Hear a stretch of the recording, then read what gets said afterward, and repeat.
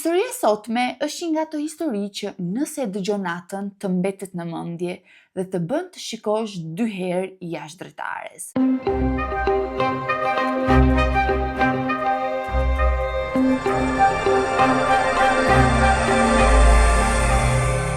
Përshëndetje të gjithëve dhe mirë se erdhët në kanalin tim. Për gjithë ju që s'më njihni, unë jam Lori dhe si gjithmonë do të jem këtu me ju për që treguar një histori të vërtet krimi. Nëse jeni të apasionuar pas historive true crime ose misterioze si puna ime, atëherë ju rekomandoj që të bëni një subscribe për të qenë gjithmonë të azhurnuar mbi videot e reja. Kështu që pa humbur kohë, le të fillojmë me videon e ditës. Historia fillon në vitin 2012, kur Jamie, një adoleshent, i kalonte pasditet e tij duke luajtur në Google Maps. Në fakt, nuk se kishte ndonjë arsye të veçantë, thjesht i pëlqente të eksploronte vende të reja, fshatra të humbura, rrugë të haruara, dhe pikërisht gjatë një prej këtyre udhëtimeve virtuale, ai u ndal tek një fshat i zakonshëm anglez. Imagjinoi me shtëpi të shpërndara dhe fusha që shtrihen sa të kap syri. Në një moment, syri i tij u ndal në një kopësht pas një shtëpie të izoluar. Në bar ishte vizatuar një hije e gjatë në formë tëje. Jamie mbeti duke e parë dhe mbi gjitha donte të kuptonte se çfarë ishte, sepse ishte shumë i sigurt që nuk ishte hije një personi, sepse imazhet satelitore kur kapin kur dielli është sipër dhe hijet e personave janë shumë të shkurtra, për mos më thënë që nuk duken fare. Mbi gjitha e dinte shumë mirë që nuk ishte hija e një peme, sepse ajo lloj hije ishte shumë e përcaktuar, dukeshte shumë mirë që ishte në formë tëje. Pra, pak a shumë dukeshte tamam si hija e një dordoleci, po çdonte një dordolec në mes të një kopshti privat, larg gjithçkaje. Jamie e mendoi vetëm për disa sekonda, pastaj ngriti supet, sepse duke qenë një adoleshent, vëmendja e tij nuk është se zgjaste jashtëzakonisht shumë, kështu që e kaloi pa u vënë re. Por pikërisht, vite më vonë, në vitin 2016, një mbrëmje, teksa po diskutonte me një mikun e tij, Oliver, rreth historive paranormale, historive me mister, Jamie ju kujtua pikërisht ky fshat dhe pikërisht kjo hyje.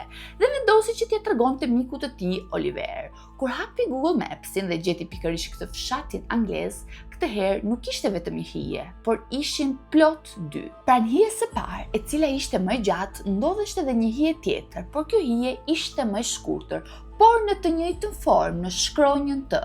Kur Oliver e pa këtë gjë, mbeti paksa i shokuar dhe tha që kjo gjë nuk është shumë normale, është paksa e çuditshme, pse dikush duhet vendoste dordoleca në një kopsht normal. Nga ana tjetër, James filloi të qeshte dhe u përpoq që ta minimizonte gjithë situatën, por diçka brenda vetes së tij i thoshte që nuk ishte një detaj për të nënvlerësuar. 3 vite më vonë, në vitin 2019, Oliver vendosi që ta hapte përsëri temën, kështu që të dy djemt vendosën që të kontrollonin përsëri.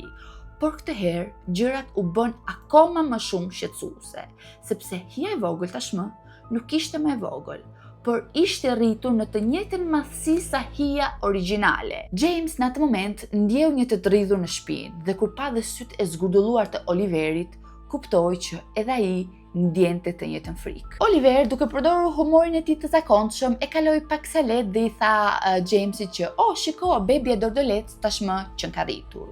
Në atë moment, Oliver merr telefonin dhe i tregon James rrugën dhe i thot: "Shiko James, 52 minuta larg me makinë." Dhe e dini se çfarë vendosën të bënin? Morën makinën dhe shkuan që të shikojnë shtëpinë nga afër. Në atë moment, James i tha Oliverit që e pamundur, unë nuk vi me ty, nuk jam budalla.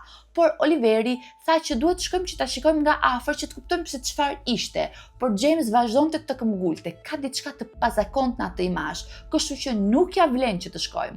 Por Oliver vazhdonte të këmbgulte me të tijën dhe më në fund arriti që ta binte Jamesin. Tashmë James dhe Oliver ndodheshin në makinë përballë asaj shtëpie që për vite më radh e kishin parë vetëm nga lart. Në realitet ishte edhe më keq, një shtëpi me tulla të kuqe në dukje normale, por e rrethuar nga gardhe shumë të larta që nuk të lejonin të shikoje brenda.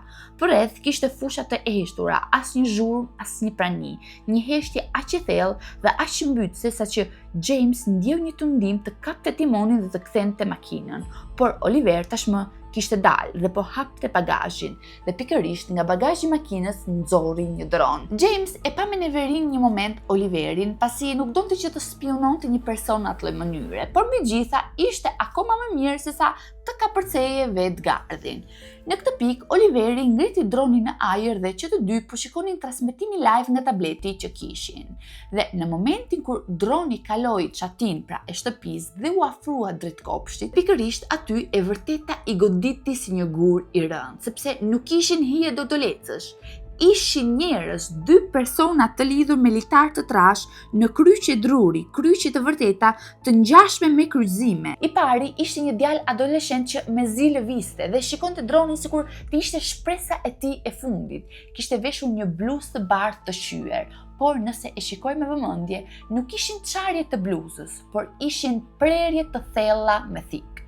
E dyta, dordoleci i dytë ishte një grua dhe në fakt Jamie ju duk si një kukull e mbuluar me kasht, pra e mbushur me kasht. Por nëse shikoj nga afër, nuk ishte kasht, ishte mish i gjymtuar. Dhe ajo grua e gjorë nuk ishte as këmp, nuk ishte as krah, nuk ishte as parakrah, thjesht kishte cungje të lidhura fort me litar. James ndieu sikur stomaku po i përmbysej. Oliverit nga ana tjetër po i dridheshte dora mbi kontrolluesen e dronit dhe më pas një krism e fort. Në atë moment ekrani u fik. James kuptoi gjithçka. Ishte një shtën arme. Ai ngriti syt nga shtëpia dhe e pa. Një siluet gjigante pas perdeve të katit të sipër, një dorë që largonte perdet dhe një pushk me dy tyta, gati për të qelluar. Oliver ndezi menjëherë makinën dhe u nis menjëherë. James në atë moment mendoi që do të kishte të shtëna të tjera, xham makinës do të shpërthente, do të kishte gjak kudo. Por në të vërtet nuk kishte asnjë krisëm tjetër, që të dy fëmijët u larguan menjëherë duke qarë dhe duke bërtitur derisa ndaluan një pikë karburanti. Në atë moment, James i tha Oliverit që duhet të kontaktonin menjëherë policinë, të telefononin menjëherë policinë sepse gjithçka ishte jo normale. Por nga ana tjetër, Oliver këmbgulte që të ktheheshte përsëri aty për të gjetur sa më shumë prova. James i bërtiti duke i thënë që shiko, ky nuk është një program televiziv, është jeta reale, hapi syt, rrezikojmë që të vdesim. Dhe në një farë mënyre, Oliver sikur u bind në një farë mënyre dhe pikërisht kur James shkoi brenda në dyqan për të paguar benzinën dhe doli jashtë, shikoi që as makina, as Oliver nuk ndodheshin aty. Oliver ishte larguar pa të. James në këtë moment telefonoi menjëherë policinë dhe u tregoi gjithçka. Por kur policia mbërriti në vendngjarje, shikoi shtëpinë ku James u kishte thënë, aty nuk gjetën asgjë, nuk gjetën as dron, nuk gjetën as cungje, nuk gjetën as kryqe, nuk gjetën as trupa, nuk gjetën as edhe një gjë. Pronarja e asaj shtëpisë ishte një burr i cili quheshte Thompson dhe në fakt kur policia i tregoi gjithë ngjarjen, filloi duke qeshur dhe i tha që ato statuja ishin të vjetra dhe ishin hedhur muaj më përpara dhe imazhet që ishin në Google Maps ishin imazhe të vjetra. Dhe në këtë mënyrë rasti u mbyll menjëherë. Por problemi ishte se Oliver që nga ajo ditë nuk u kthye më kurrë. Koha kalonte, ditët u bën javë, javët u bën muaj dhe asnjë shenjë nga Oliveri. Me kalimin e kohës, James kuptoi që në atë vend ishin zhdukur dhe persona të tjerë, një fermer dhe një grua, dhe me sa dukeshte, gjithçka lidheshte me atë vend të mallkuar. Pikërisht në vitin 2020, kur e gjithë bota po përballej me pandeminë, Jamesit i mbërrin 3 letra pikërisht poshtë derës. Këto letra ishin mesazhe të shkurtra, por ishin shkatruese, të tipit që unë po të shikoj ty, askush nuk ka për t'i gjetur më ata dhe mbi gjitha mos u kthe kurrë pas. Në fillim mendoj që ndoshta thjesht është një gabim, ndoshta thjesht është ndonjë shaka. Por çfarë kuptimi kishte që mos u kthe më kurrë pas? Në atë moment, James me zemrën që i rrite fort në krahëror, u fut në Google Maps dhe kërkoi imazhin e fundit satelitor. Dhe pikërisht në barin e asaj shtëpie pa plot 3 hije në formë tëje. Dhe në atë moment, James kuptoi që hija e tretë ishte pikërisht Oliveri. Dhe që nga ajo ditë nuk ka pasur kurrë guximin të ktheheshte më pas, sepse e dinte që do të bëheshte hija e 4 e kryqëzuar. Dhe ai nuk e donte këtë gjë, sepse nuk donte të bëheshte një hije e kryqëzuar dhe mbi gjitha e reduktuar, më shumë kasht se sa njeri.